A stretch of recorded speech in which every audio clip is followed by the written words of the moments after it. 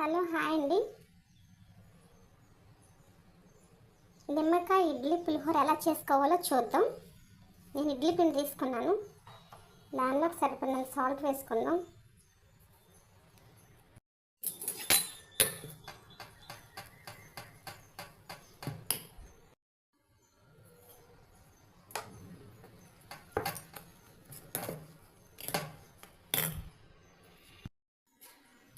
ఇడ్లీ పాత్రలో ఒక గ్లాస్ పిండి తీసుకున్నాను.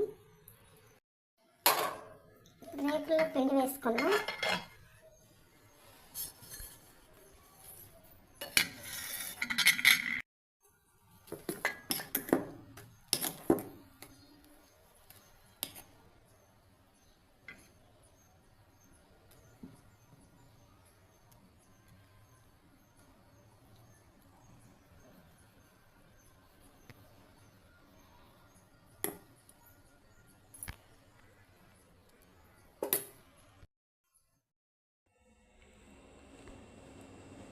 నేను ఇడ్లీ పిండిలోకి రేకుల్లోకి ఇడ్లీ పిండిని తీసుకున్నాను. అది పాత్రలో పెట్టుకొని స్టవ్ వెలిగించుకోవాలి.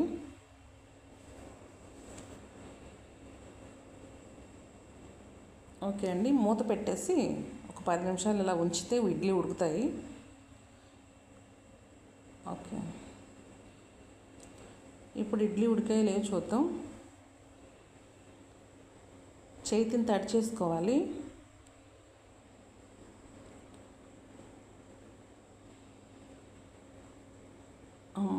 ఇడ్లీ అయిపోయాయండి, ఉడికాయి. వీటిని బయటకు తీసుకుందాం. ఓకే, ఇవన్నీ ఒక గిన్నెలోకి తీయాలి ఇడ్లీ.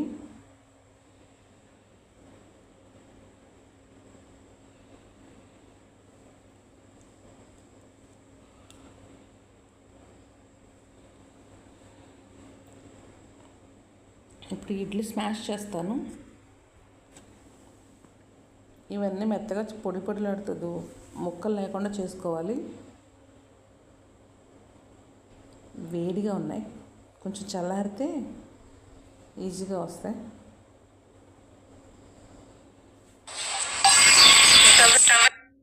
తాలింపుకి బాండి పెట్టానండి.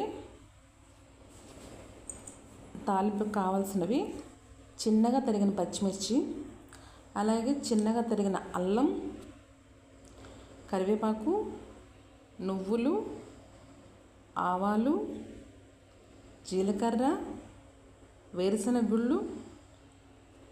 నువ్వులు అనేది హెల్త్కి మంచిదండి, పిల్లలకి కానీ పెద్దవాళ్ళకి కానీ. విడిగా వేస్తే పిల్లలు తినరు కాబట్టి నేను ఇలా వేస్తాను. సరే అండి, తగినంత ఆయిల్ వేసాను. ఇప్పుడు దానిలో పచ్చిమిర్చి, అల్లం, కరివేపాకు,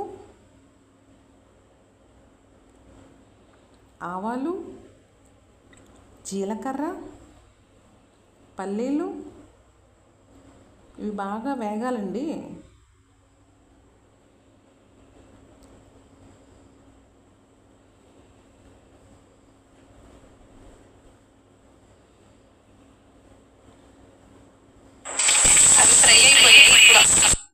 నువ్వులు వేస్తున్నాను. నువ్వులు బాగా ఫ్రై అవ్వాలి.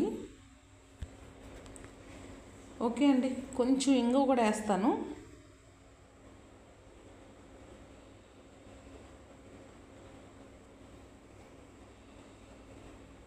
ప్యాకెట్ కదా, తొందరగా పడట్లేదు. ఇప్పుడు మనం స్మాష్ చేసుకున్న ఇడ్లీని కొంచెం పసుపు వేసి దానిలో వేసుకుందాం. ఇది శుభ్రంగా కలవాలి. మనం వేసిన పసుపు అంతా చక్కగా ఈ ఇడ్లీ మిశ్రమానికి పట్టాలి. తాలింపు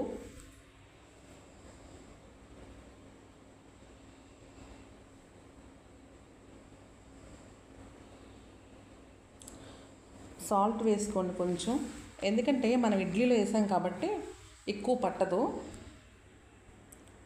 ఓకే అండి, మనకి పులిహోర రెడీ అయిపోయింది. మర్చిపోయానండి, నేను నిమ్మకాయ పిండాను, మీకు చూపించలేదు. మీకు ఎంత కావాలో రసం అంతా కలుపుకోండి. ఇడ్లీ అండి, ఇదిగో రెడీ అయిందండి. ఇడ్లీ రెడీ అయింది, ఇడ్లీ పులిహోర కూడా రెడీ అయింది. మీ పిల్లలు ఇలా తింటే ఇలా సర్వ్ చేయండి, లేదు అలా తింటారనుకుంటే ఈ ఇడ్లీని రోజు ఇడ్లీనేనా అంటున్నారనుకుంటే అలా ఇడ్లీని స్మాష్ చేసి ఇడ్లీ పులిహోర తాలింపు వేసేయండి. మీకు ఈ ఇడ్లీ నిమ్మకాయ ఇడ్లీ పులిహోర నచ్చినట్లయితే లైక్, షేర్, సబ్స్క్రైబ్ చేయండి. మర్చిపోకండి. చూడండి కలర్ఫుల్గా ఉంది కదా. ఉంటానండి, బాయ్.